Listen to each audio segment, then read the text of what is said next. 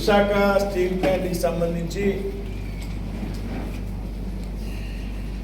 ఏదైతే 11,400 కోట్ల ప్యాకేజీని కేంద్ర ప్రభుత్వం ప్రకటించిందో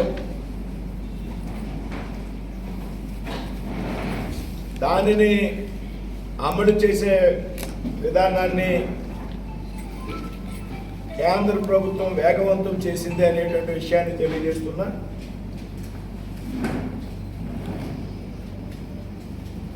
ఈ 11,400 కోట్లని ఏ విధంగా వినియోగించాలి అనేటువంటి విషయం మీద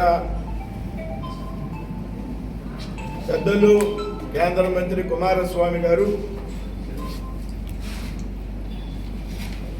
స్టీల్ శాఖ కార్యదర్శిగా ఉన్నటువంటి సందీప్ పాండ్రిక్ గారు,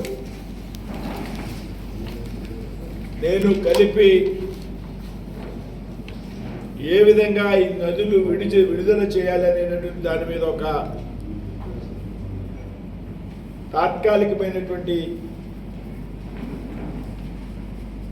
ఒక నిర్ణయాన్ని చేయడం జరిగింది.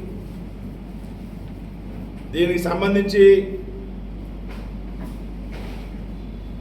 ల్యాండ్కి సంబంధించినటువంటి ముఖ్యమైనటువంటి అవసరాలను గుర్తించి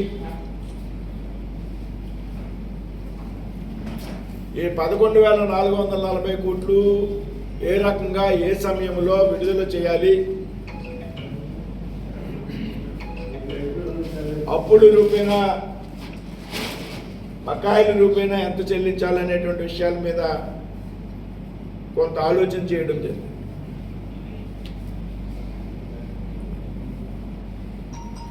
ఏదైతే గతంలో రా మెటీరియల్ సప్లై చేసినటువంటి సరఫరాదారులకు ఉన్నటువంటి బకాయిలు ఏ విధంగా చెల్లించాలి, ఎంత మేరకు చెల్లించాలి అనేటువంటి విషయాల మీద ఆలోచన చేయడం.